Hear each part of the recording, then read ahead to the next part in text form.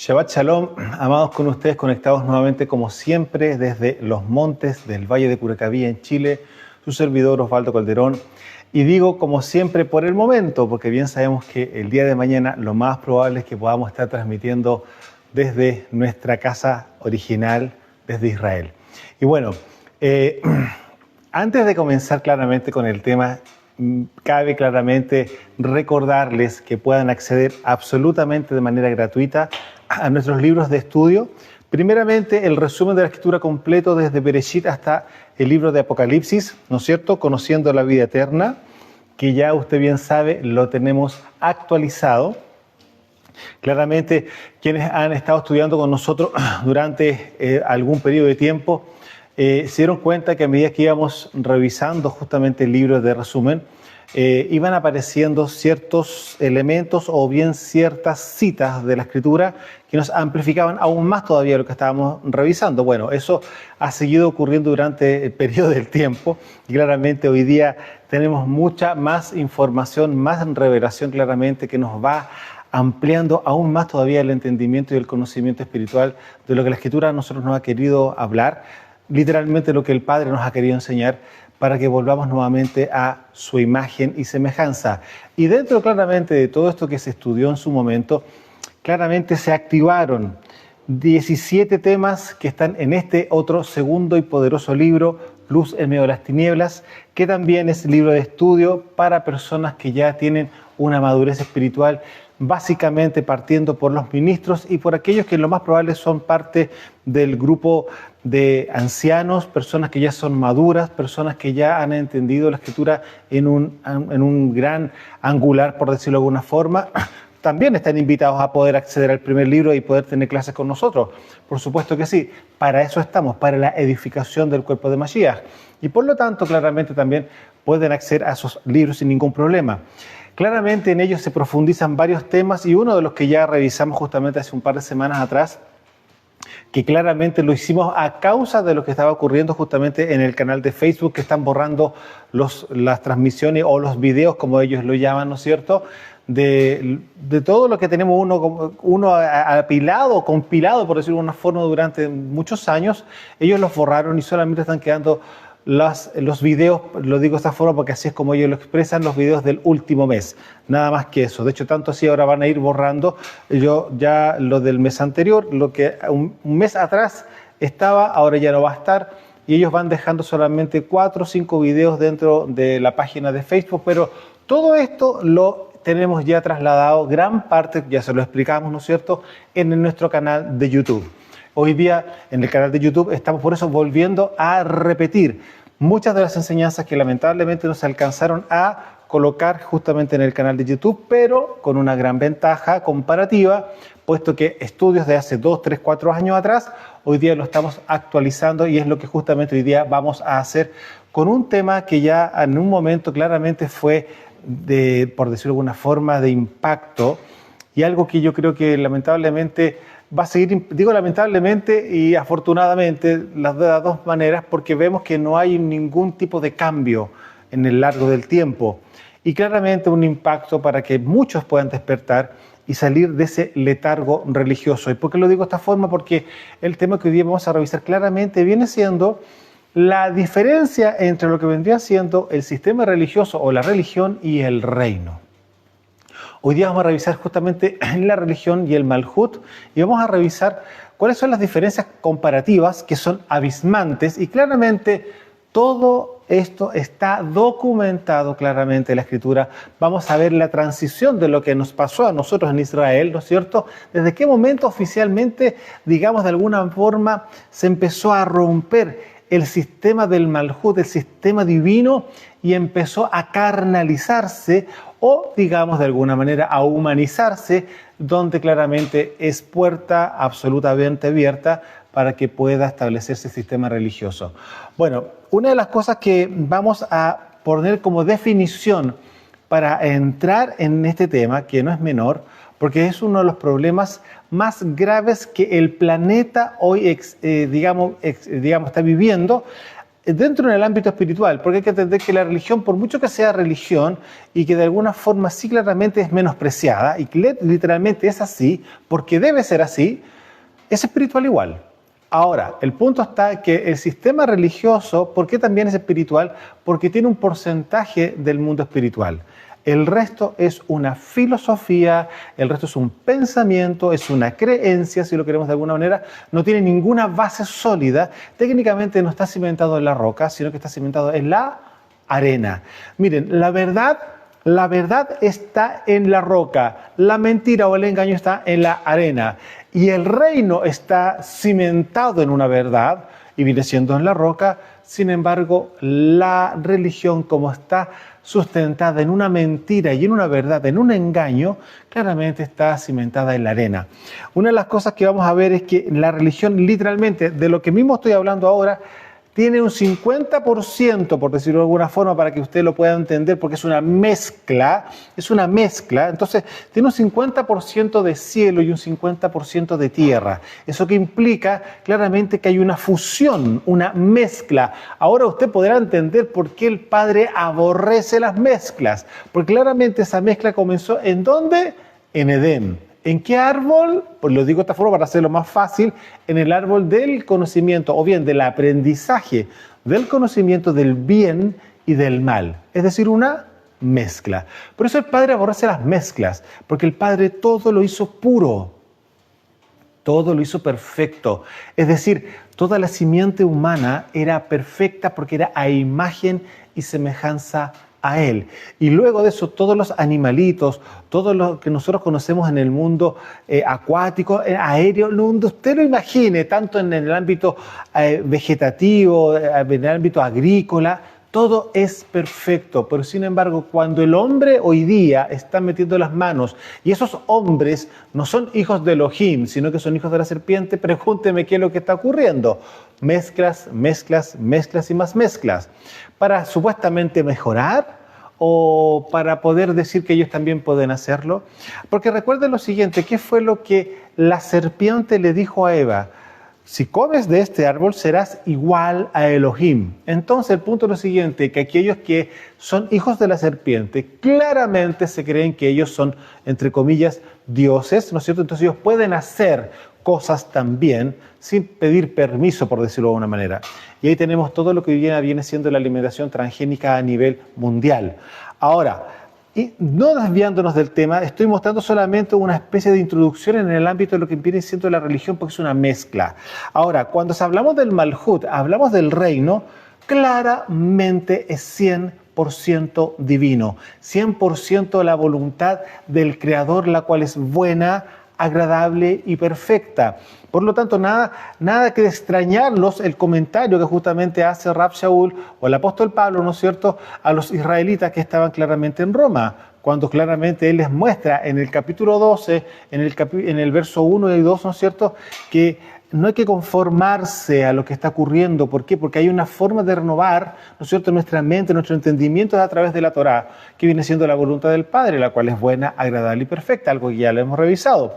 Pero voy a ir, y usted tiene la ventaja, la gran ventaja de aquellos que están en línea con nosotros o aquellos que van el día de mañana a escucharnos, ¿no es cierto?, y estar estudiando lo que nosotros estamos entregando, que usted puede adelantar o bien retroceder si quiere tomar apuntes para esto.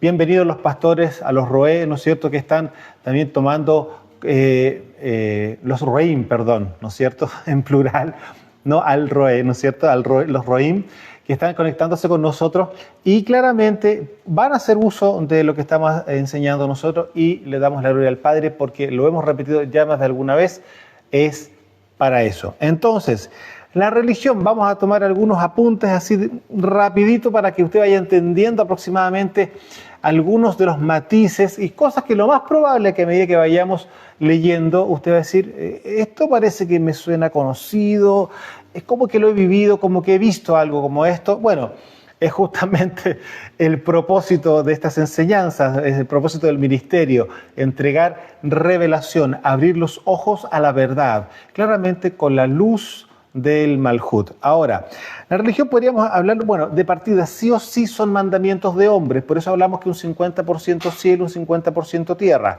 Aquí es donde el hombre hace uso de la escritura o hace uso justamente de lo divino para terrenalizarlo a su manera, ¿ya?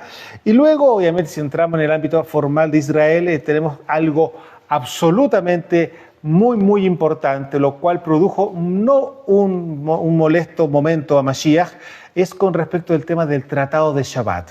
Ese Tratado de Shabbat lo hicieron justamente los rabinos de la época, y estamos hablando que no en la época de Mashiach, sino que ya bastante tiempo anterior, y eso fue lo que claramente entró en vigencia en algún instante posterior a la muerte justamente de Gilel. Recuerden que hay dos casas de fariseos en la época del primer siglo, y a la muerte de Gilel, que vendría siendo el linaje del aprendizaje o el linaje digamos, de la enseñanza o de la doctrina que tenía Rav Shaul, ¿no es cierto? Muere Gilel y queda a cargo Shammai. Y Shammai claramente era un legalista, era un religioso, por decirlo de alguna forma, de manera bastante agresiva. Y él introduce leyes justamente del Tratado de Shabbat en ese tiempo, claramente cuando ya estaba Mashiach. Y él claramente va viendo cómo va cambiando justamente todo este tipo de doctrinas y obligaciones, mandamientos de hombres que se le estaban imponiendo justamente a los israelitas de la época. Estoy hablando, abriendo un paréntesis solamente con respecto al tema del Tratado de Shabbat. Luego hay que entender otra cosa, que lo que se está enseñando por parte de la religión es una enseñanza bífida. Vuelvo a repetir, lo que la religión enseña es una enseñanza bífida porque nace de ese árbol, del árbol de las ciencias del bien y del mal. Y usted bien sabe que la serpiente tiene lengua bífida, o sea, es engañadora, sí y no, verdad y mentira, o sea, estamos hablando de un engaño. Entonces, cuando entendemos esto, entendemos claramente que dentro del sistema religioso usted va a encontrar palabras que son de verdad. Y por supuesto, y usted se podrá dar cuenta que Rav Shaul ya hizo un acercamiento en palabras bastante específicas cuando él dice: retengan lo bueno y desechen lo malo. O sea, todo me es lícito. ¿Se acuerdan de ese pasaje, no es cierto? Cuando él dice claramente, pero ahí dice claro que hay algo que hay que rescatar. Ahora, hay que hacer un ejercicio claramente cuando está una persona inmerso dentro de una circunstancia donde tiene que aplicar el discernimiento para ir separando, como decimos en el campo, la paja del trigo. Ir separando. Ahora, claramente hay un entrenamiento, pero a la larga, claramente agota. Porque usted no puede estar confiando que se va a sentar tranquilamente a recibir todo lo que usted necesita y todo lo que el Padre le quiere entregar ese día. ¿Por qué? Porque viene bífido. Viene con verdad y viene con mentira. Entonces usted tiene que estar viendo, eso no, o sea, ir separando literalmente la paja del trigo. Así funciona la religión, porque es una enseñanza bífida. Entonces claramente le va a hablar verdad y le va a hablar mentira. Ahora, una de las cosas claramente que la religión va a hacer es usar claramente la verdad para su conveniencia, para poder engañar. Entonces va a tomar pasajes de la Escritura y se los va a imponer a usted, y usted se va a sentir tan pecador que va a tener que hacer algo, y usualmente lo que la religión hace es manipular en el ámbito financiero. Yo no sé si a usted le suena un poco eso. Bueno, una de las cosas que claramente al entender de que la religión obedece su nacimiento al árbol del aprendizaje del conocimiento del bien y el mal, el cual es el árbol de la muerte, entonces la pregunta es la siguiente: ¿la religión a dónde lo va a llevar? ¿A dónde lleva la religión a la gente? Le voy a dar opciones. ¿La religión lleva a la gente a la vida o a la muerte? Usted podrá darse cuenta. La religión lleva a la muerte. ¿Por qué? Porque es mentira. Es un engaño. Es un gran engaño. Y de hecho, yo creo ya haberlo comentado en más de alguna ocasión, que ya debe estar en los registros, ¿no es cierto?, que están en nuestro canal de YouTube. Pero nosotros lo experimentamos, cómo engañaban, cómo manipulaban. Tanto así mi esposa, en algunos momentos, como ella era recién nacida en esa época, cuando estábamos en el sistema religioso, yo ya había discernido varias cosas, y de hecho ya estábamos próximos de salir del sistema religioso y de una congregación muy grande que había en su momento donde nosotros estábamos. Entonces apareció un invitado, ¿no es cierto?, del pastor, y vi el modus operandi, que es un calco para poder manipular el alma a nivel emocional para poder lucrar, literalmente sacar dinero de ellos. Entonces, en un momento cuando veo que ya se desvía del tema y empieza a abordar, y empieza a abordar, y empieza a abordar otros temas que eran, sí, podría estar relacionado y qué sé yo, pero estaban tocando el alma en el ámbito afectivo, en el ámbito emocional. Entonces yo vengo y le digo a mi esposa, observa lo siguiente, lo que va a pasar en los próximos 5 minutos. Va a manipular de tal forma que va a pedir una ofrenda extra o va a pedir dinero. Observa lo que va a pasar. Y literalmente, creo que fueron menos de 5 minutos cuando empieza a tocar el tema financiero. ¿Y qué cree usted que pasó con esas almas que están buscando justamente tener una respuesta o salir de alguna situación financiera o lo que sea? Corrieron al altar, ¿no es cierto?, con cheques, en esa época eran cheques claramente, con dinero en efectivo, y se recopiló una ofrenda bastante importante en ese momento. Entonces, nosotros lo hemos visto, lo hemos vivido, y claramente hay que entender que quienes somos ministros del Malhut tenemos una responsabilidad con las almas que el Padre a nosotros nos entrega para administrarlas y ministrarlas. Entonces, las personas no están bajo nuestra cobertura, están bajo nuestra responsabilidad, que es muy diferente, porque yo asumo una responsabilidad al tener almas que fueron pagadas a precio de sangre, no por mí. Rav Shaul dice claramente, menos mal que yo no he bautizado a nadie, no he sumergido a nadie, ¿no? Porque nadie se va a venir a sumergir en el nombre de Pablo. Recuerden lo que pasó en la primera carta a Corintios en el capítulo 1. Se produjo una división y claramente era Grecia el que estaba a cargo de ese tema, pero aquí estoy mostrando un poco que ya habían situaciones que ya existían. De alguna forma, el mismo Rav Shaul dice, algunos dicen que soy de Kefas, otros dicen que soy de Pablo, otros dicen que son de Yeshua. Bueno, ¿cómo es la cosa? ¿Está dividido Mashiach? Eso él pregunta. Entonces, hoy día usted se puede dar cuenta cómo también en el ámbito religioso, claramente operando el espíritu de Grecia ahí porque es parte de lo mismo, ¿no es cierto? Usted se puede dar cuenta que está la congregación del pastor tanto o del roé tanto, etc. Aquí finalmente son títulos. Algo que le encanta a Babilonia, los títulos.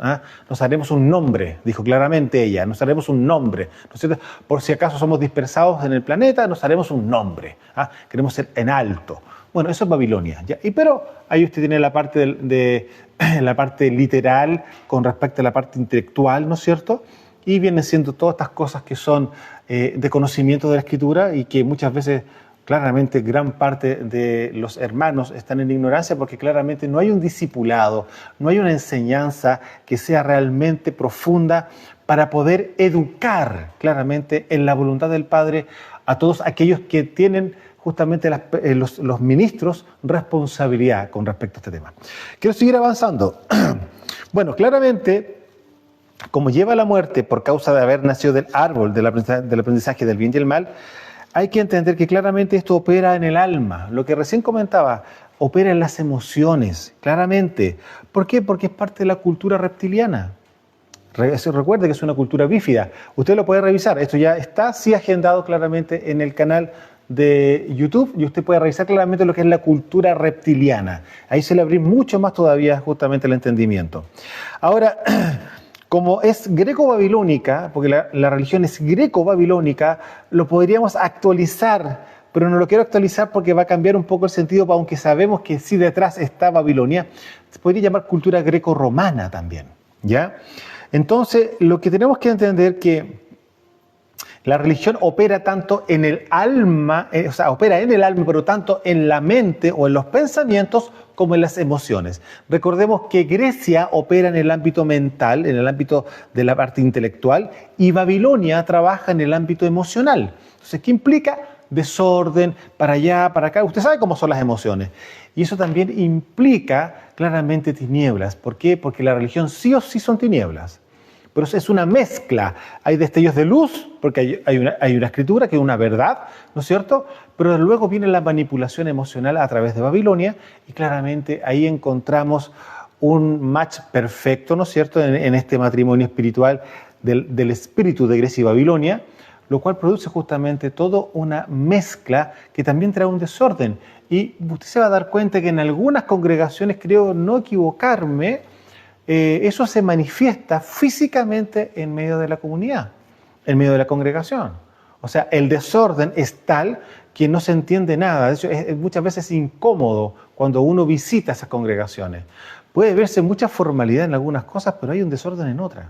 Entonces, usted se podrá dar cuenta cuando existe una formalidad dentro del sistema religioso. La pregunta, ¿quién cree usted que está gobernando dentro de estos dos espíritus? ¿Es Grecia o Babilonia? Claramente Grecia. Son muchos más cuadraditos, por decirlo de alguna forma, pero sigue siendo religión. Es decir, hay un porcentaje más alto de Grecia que de Babilonia. Pero cuando vemos un desorden oficial dentro de la congregación, ni el pastor, y está todo como que sí, como que no, cuando hay algún evento también, algo, es un desorden. ¿Quién cree usted que está operando más fuertemente de estos dos espíritus dentro del sistema de esa congregación? Claramente, Babilonia. Entonces, hay porcentajes de influencia espiritual, por tanto, usted va a poder discernir fácilmente quiénes son los que están más sujetos al sistema religioso por parte de Grecia y quiénes están sujetos más fuertemente al sistema religioso por parte de Babilonia. Usted se podrá dar cuenta en el ámbito religioso que hay algunas congregaciones que son bastante más cuadraditas, más ordenaditas a la vista, ¿no es cierto? Bueno, ahí está gobernando Grecia. Pero cuando usted ve estas congregaciones que son más emocionales, hay mucho grito, etcétera, etcétera, bueno, claramente ahí está Babilonia dirigiendo la orquesta. Y tiene que tener claramente algo de Grecia porque la ignorancia no es permitida. Entonces quieren colocar algo intelectual ahí como para decir que dijeron algo. ¿Ya?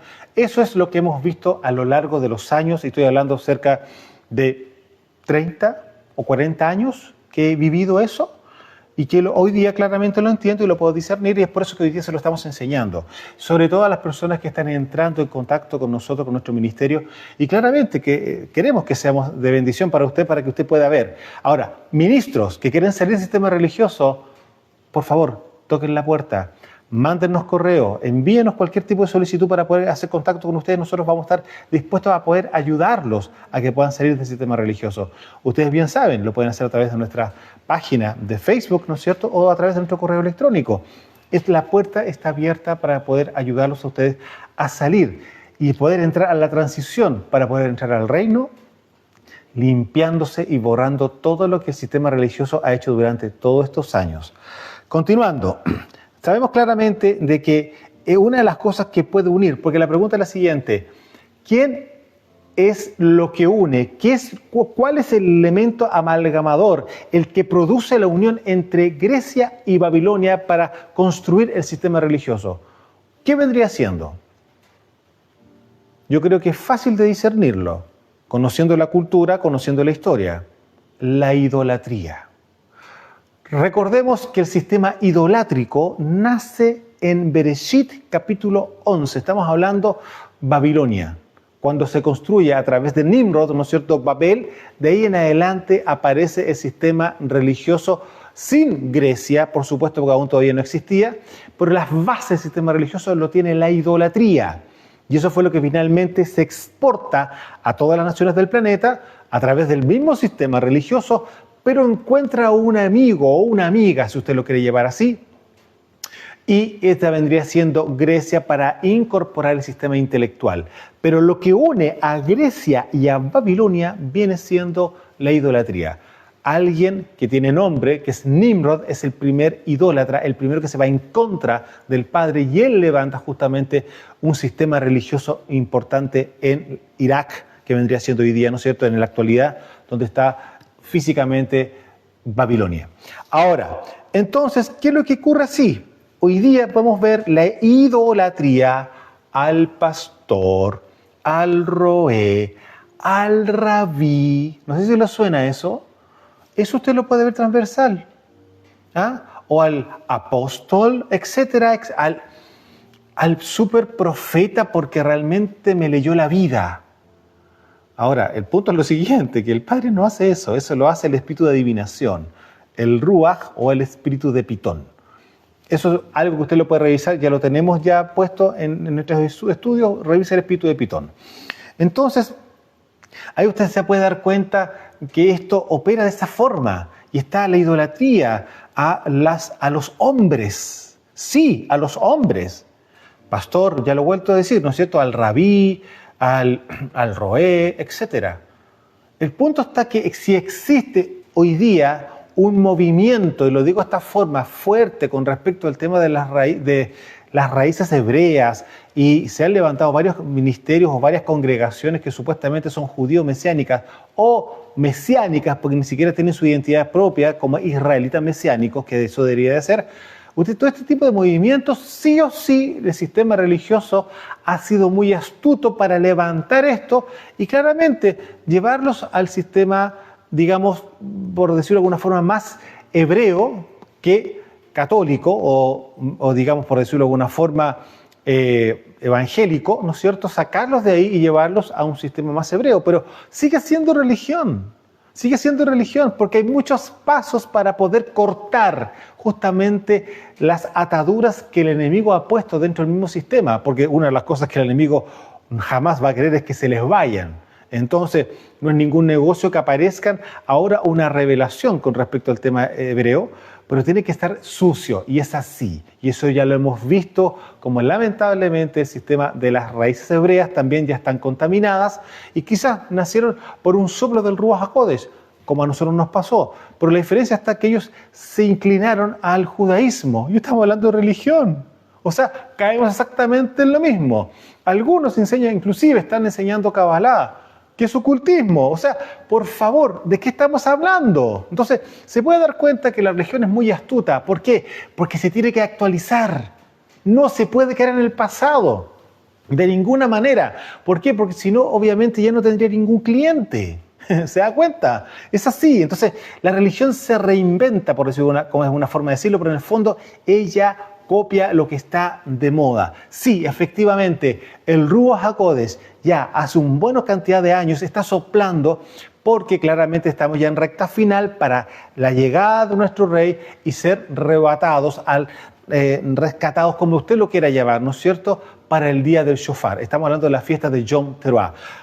De hecho, estamos próximos ya el lunes 22 de septiembre, en el calendario gregoriano, corresponde la supuesta llegada de la primera, ¿no es cierto?, la uñita que llamamos nosotros, la uñita de la luna, que implica el inicio del séptimo mes.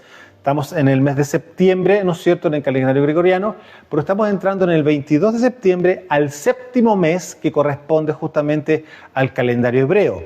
Y de ahí en adelante empiezan las tres últimas fiestas que están dentro del séptimo mes, lo que vendría siendo justamente Yom Teruah, la fiesta de las trompetas, que es el día en el cual vamos a ser arrebatados. Lo que no sabemos en qué día de la semana va a ser, sabemos la fecha, que es el primer día del séptimo mes, y de ahí se cuentan 10 días para la fiesta de Yom Kippur, ¿no es cierto?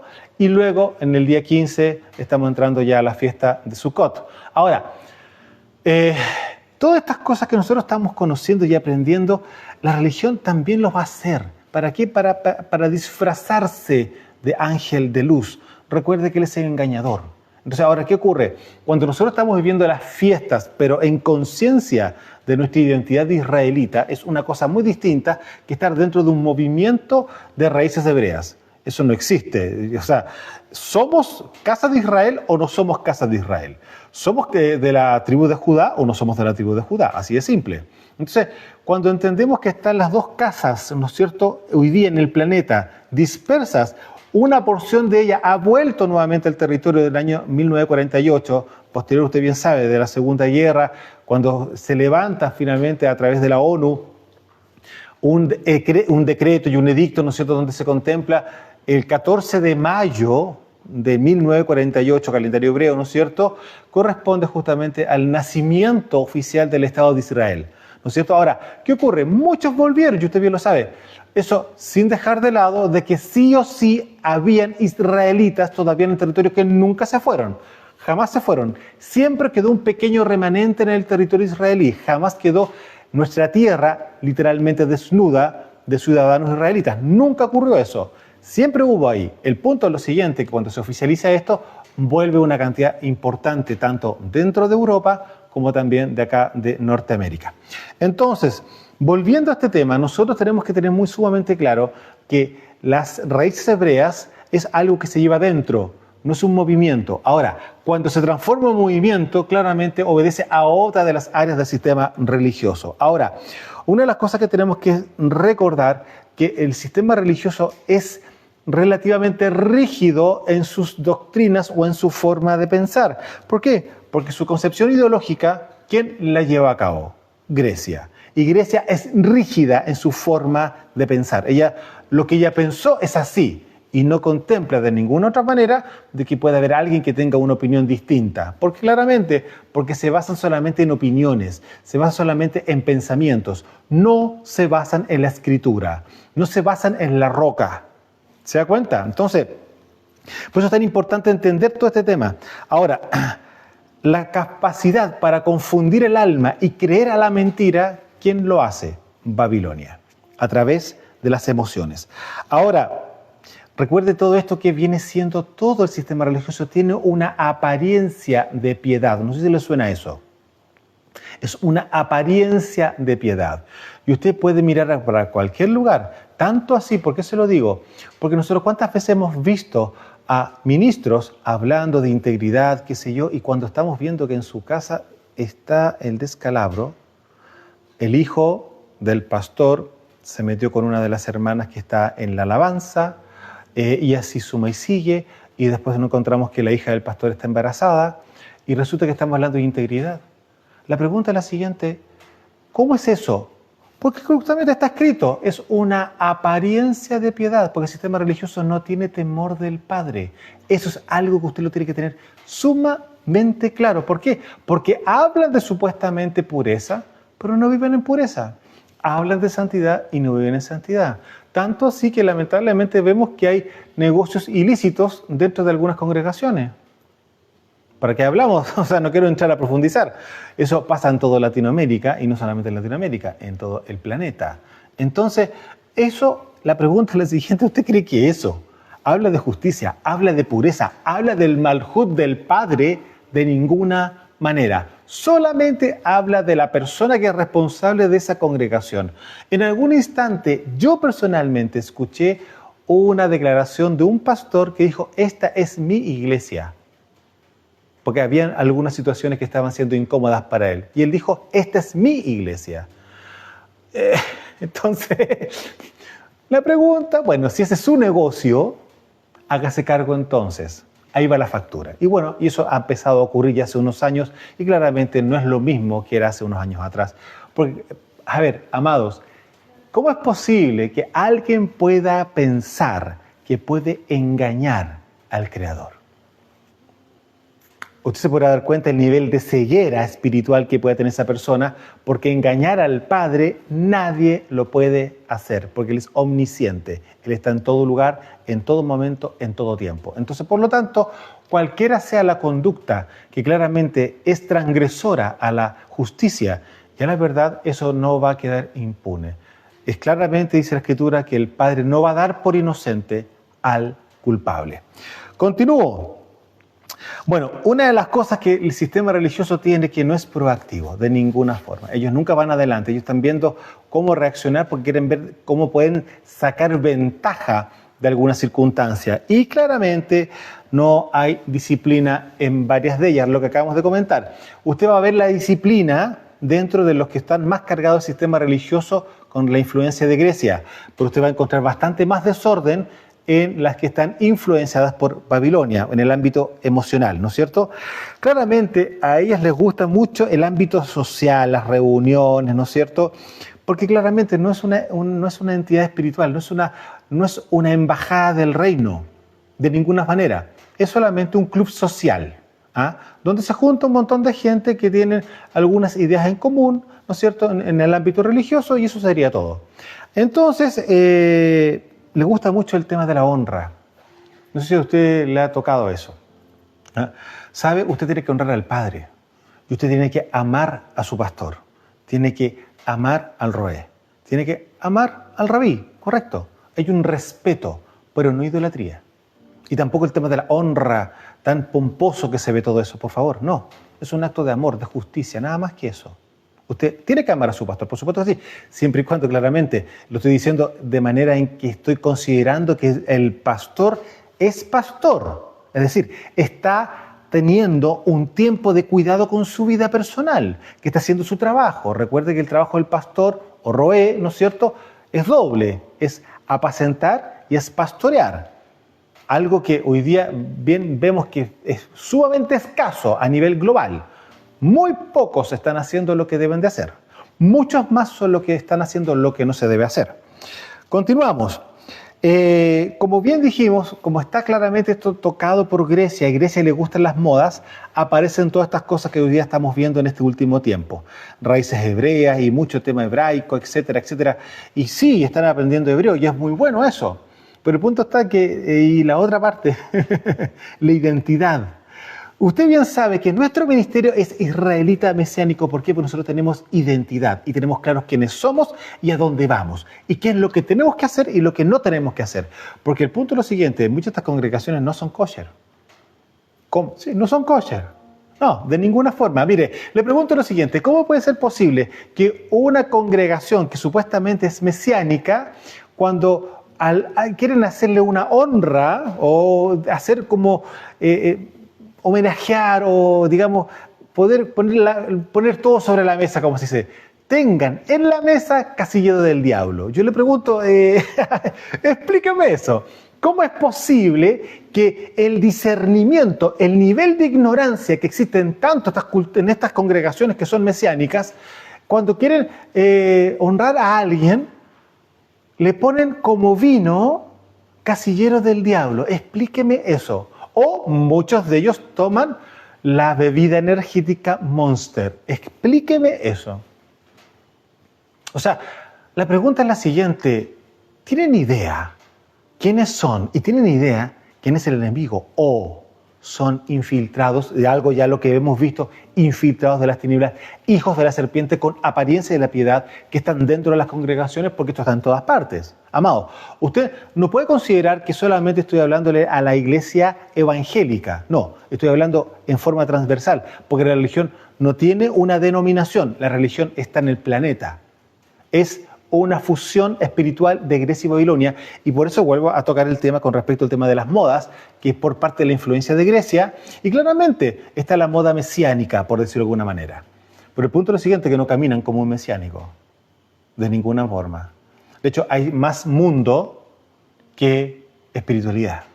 O sea, hay más cosas de moda, tanto en la forma de vestirse inclusive también, en cómo jactarse de algunas cosas, cuando debería haber un corazón sencillo y humilde. Si hay personas que siempre va a existir, ¿no es cierto?, personas que tienen un nivel socioeconómico más alto, eso no tienen por qué exponerse de ninguna manera.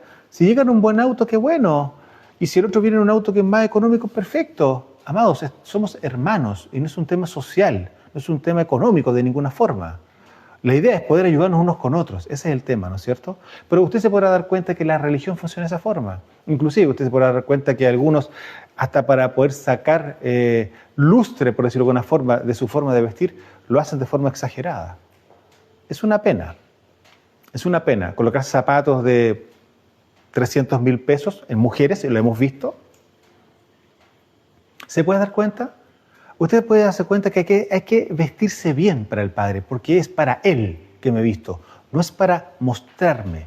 O esas carteras que son caras, lo hemos visto. Entonces la pregunta es la siguiente, ¿ostentar de qué? ¿De que ganan 2 pesos más que otros? Amado, ¿sabe? Al Padre eso no le impresiona. Y usted bien sabe, al Padre, ¿qué es lo que está buscando? Es esto, un corazón que esté conforme a Él, un corazón contrito y humillado. ¿Y qué es lo que Él quiere? Que nosotros tengamos un corazón recto delante de su presencia. Y eso implica un ruaj también, perfecto, ahí, inquebrantable, un espíritu inquebrantable delante de su presencia. Entonces, usted se podrá dar cuenta cómo el sistema religioso ha llevado todo esto a algo que hoy día es normal, lamentablemente, y que muchos están siendo engañados a causa de esto. Pero yo quiero irme para mostrar ya en la Escritura, en Isaías capítulo 29, verso 13, algo que lamentablemente se ve en un porcentaje altísimo de las congregaciones del planeta.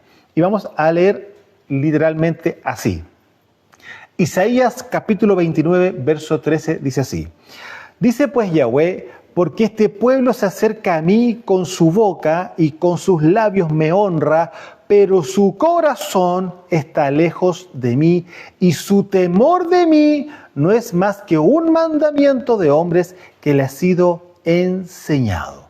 Entonces le pregunto lo siguiente, si nosotros sabemos que dentro de la Escritura, dentro de la Torá, ¿no es cierto?, dice claramente que hay que tener temor del Padre, una cosa es decirlo con propiedad y decirlo desde el ruaj, y otra cosa es decirlo desde la mente, solamente para que usted lo sepa, pero de ahí en adelante usted verá cómo lo hace. En ningún instante usted se podrá dar cuenta que tanto así, este pasaje de Isaías 29, ¿usted acaso no recuerda que Mashiach también lo declaró?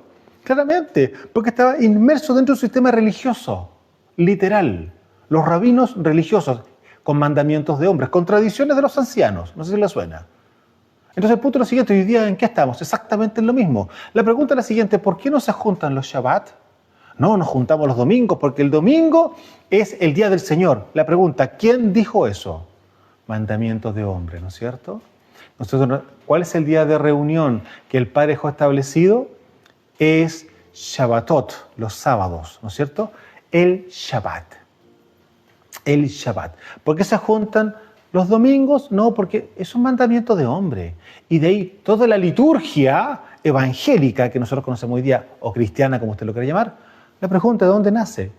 Pregúntele a Roma. Pregúntele a Roma.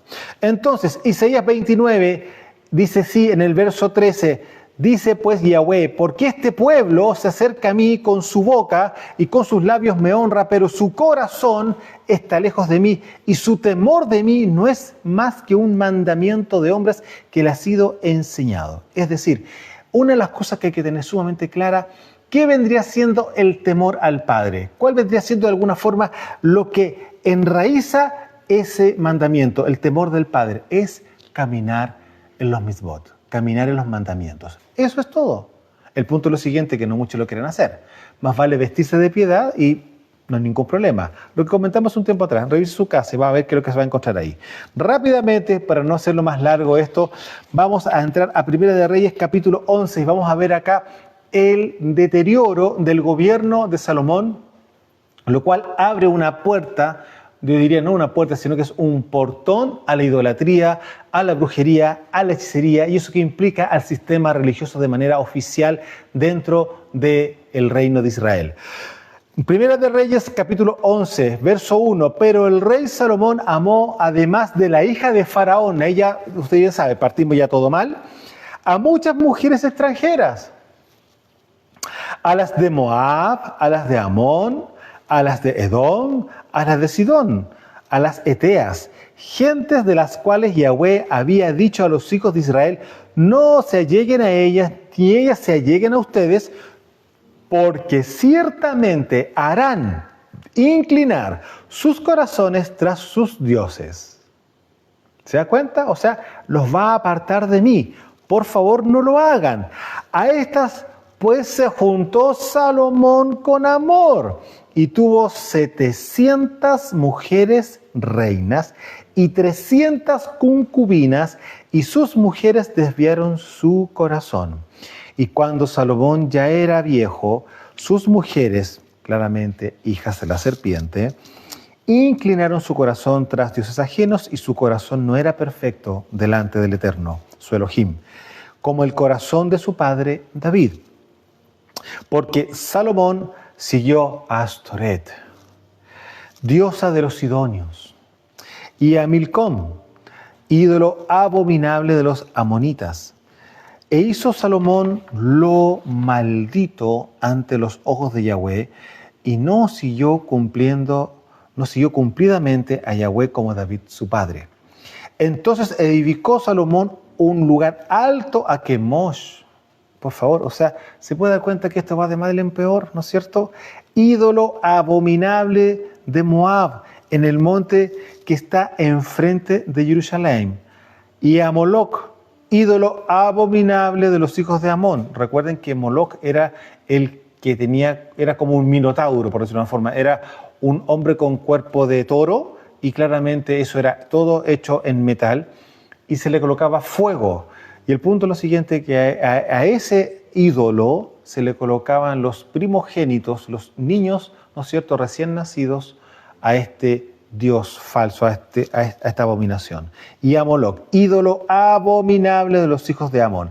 Así hizo para todas sus mujeres extranjeras, las cuales quemaban incienso y ofrendían sacrificios a sus dioses. Usted se puede dar cuenta, de ahí se abre, como les acabo de decir, un portón gigante a toda la idolatría, brujería, hechicería, y suma y sigue al sistema religioso de la época. Y se enojó Yahweh contra Salomón por cuanto su corazón se había apartado de Yahweh Elohim de Israel. Estamos hablando en el verso 9 de Primera de Reyes capítulo 11, como dije, ¿no es cierto? Y por cuanto su corazón se había apartado de Yahweh Elohim de Israel, que se le había aparecido 2 veces y le había mandado acerca de esto, que no siguiese a dioses ajenos, mas él no guardó lo que le mandó Yahweh. Entonces, aquí usted puede darse cuenta el inicio de cómo se abrió esto en Israel. Usted bien sabe que esto a nivel global ya estaba contaminado, ¿no es cierto? Luego aparece Grecia y ya usted conoce el resto de la historia. Pero estamos viendo acá los fundamentos, los inicios lamentables del sistema religioso dentro del territorio de Israel. Ahora, mire, rápidamente, ¿por qué cree usted que Salomón se desvió de manera tan fuerte en ambas cosas? Observe lo siguiente. Quiero que nos vayamos a Mateo capítulo 1, verso 2. Aquí vamos a ver la genealogía de Mashiach. Y aquí lo más probable que le va a saltar alguna luz en relación a lo que justamente Salomón experimentó en su pasado. Verso 2 de Mateo capítulo 1, verso 2. Abraham engendró a Isaac, Isaac a Jacob, y Jacob a Judá y a sus hermanos. Judá engendró a Tamar, a Fares, a Sara, a Fares, a Esrom, y Esrom a Aram. Aram engendró a Aminadab a Naasón, y Naasón a Salmón. Salmón, atención, verso 5 de Mateo 1, verso 5. Salmón engendró engendró de Rahab, la prostituta. Vuelvo a repetir, Salmón engendró de Rahab, la prostituta, ¿a quién? A Booz. Booz engendró de Ruth, que era moabita, ¿ya? A Obed. Y a Obed, a Isaí. E Isaí engendró al rey David, y el rey David engendró a Salomón, de la cual fue mujer de Urías.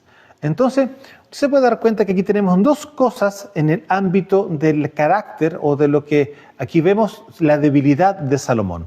Salomón se enamoró, entró en amor, dice la Escritura, ¿no es cierto?, con todas estas mujeres. El punto está del tema de la fornicación, que no era fornicación porque estaban casadas, pues ya habían concubinas, por el tema de la lujuria, por decirlo de alguna manera, ¿no es cierto? ¿De dónde cree usted que venía? De su antepasado, que era Rahab, la prostituta. Ahí tenemos la lascivia. Ahora, el tema de la idolatría. ¿De dónde cree usted que venía? Bueno, lamentablemente de la moabita Ruth. ¿Se fija? Y vamos sumando, porque es un tema de iniquidad lo que nosotros tenemos acá. Ahora, esta nomenclatura lamentablemente cae sobre Salomón y él es el que abre justamente toda esta degradación, a lo cual se podría llamar hasta el basurero del mundo a Israel en esa época. Porque cuánta brujería, cuánta injusticia, cuánta idolatría, cuánto lo que usted se puede imaginar de ocultismo estaba pasando sobre los montes de Jerusalén y sobre los montes de Israel. Entonces, claramente aquí ya vemos cómo viene la degradación para nuestra nación. Ahora, en Marcos capítulo 7, verso 1 en adelante vamos a leer lo siguiente. Dice así: se juntaron a Yeshua los fariseos y algunos de los escribas que habían venido de Jerusalén, los cuales, viendo a algunos de los talmidim de Yeshua, comer pan con manos inmundas, esto es, no lavadas, los condenaban. Porque los fariseos y todos los judíos, aferrándose a la tradición de los ancianos, estamos hablando técnicamente del Talmud, ¿no es cierto? Si muchas veces no se lavaban las manos, no comían. Ahora, el punto es lo siguiente: ¿cuántas veces había que lavarse las manos? 7 veces cada una de ellas. Y le digo una cosa, eso lamentablemente o impactantemente sigue siendo una tradición hasta hoy día.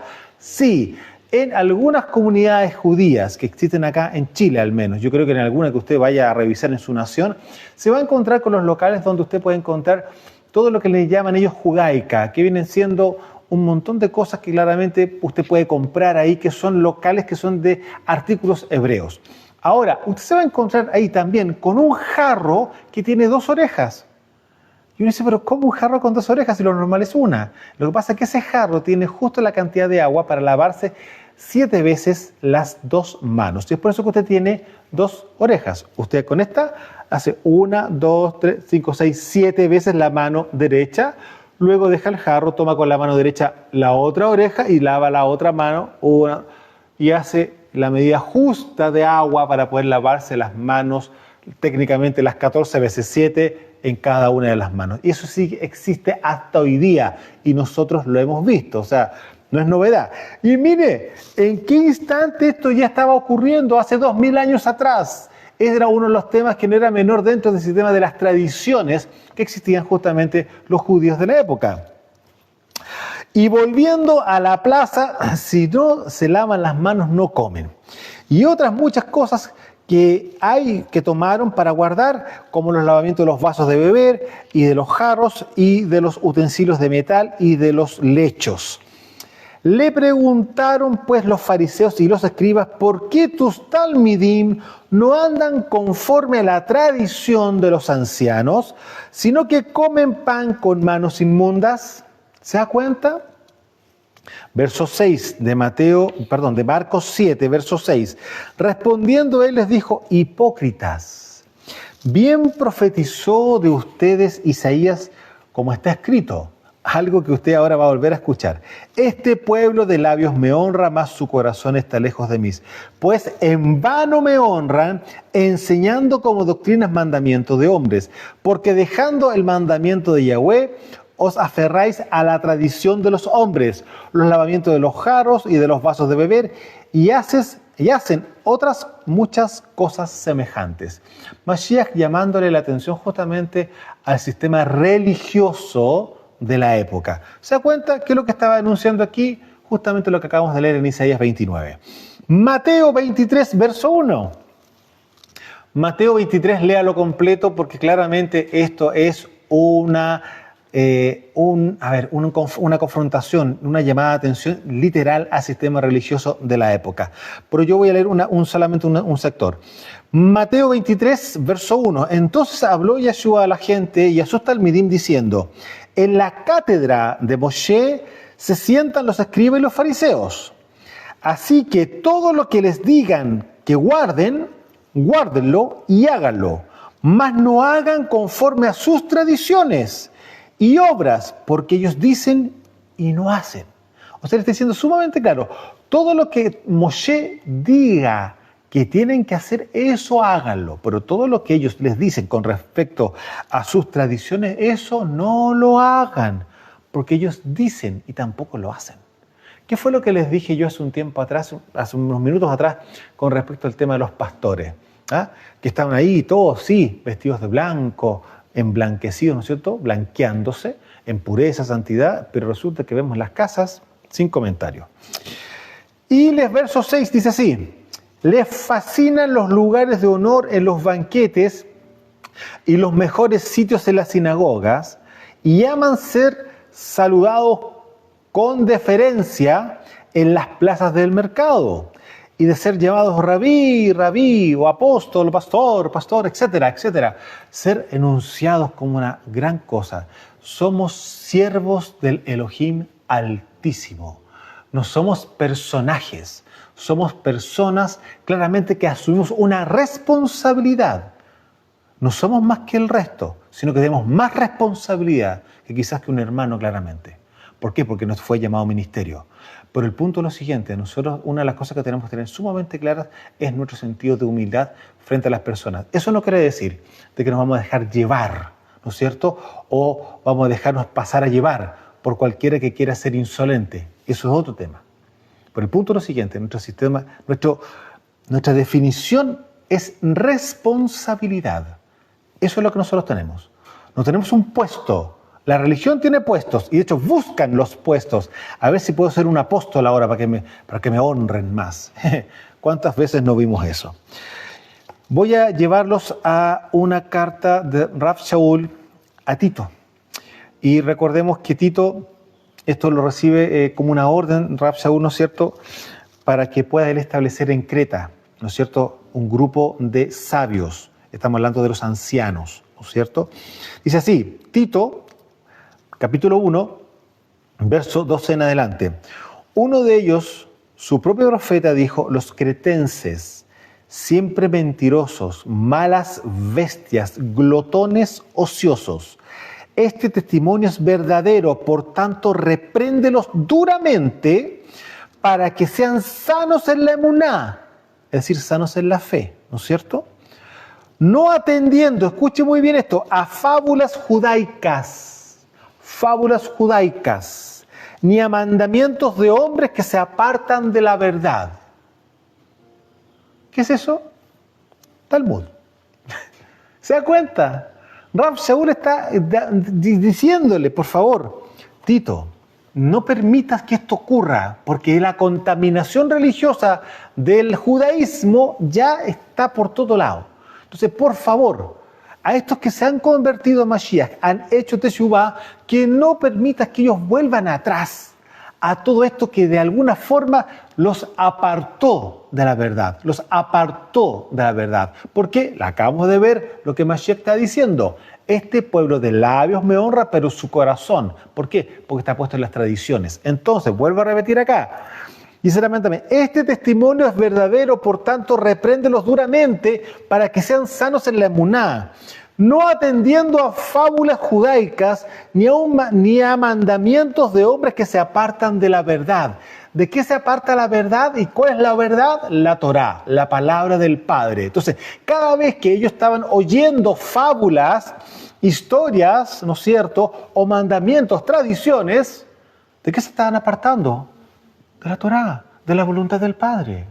O sea, estaban siendo incitados a ser desviados al camino de la religión. ¿Se da cuenta? Entonces, usted se puede entender que esto no es de ahora.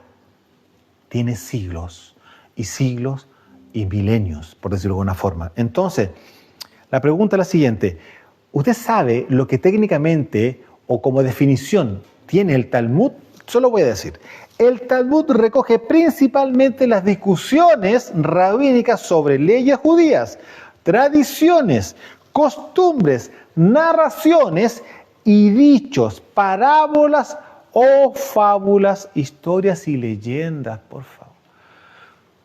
¿Se puede dar cuenta? Eso es el Talmud.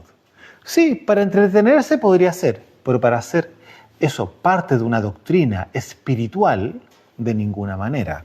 Ahora, por eso es tan importante entender algo, y con esto voy cerrando. Una de las cosas que tenemos que tener sumamente firmes en nuestro corazón es que, como dice Rav Shaul en 1 Corintios capítulo 4, verso 20, porque el Malhut de Yahweh no consiste en palabras, sino en poder.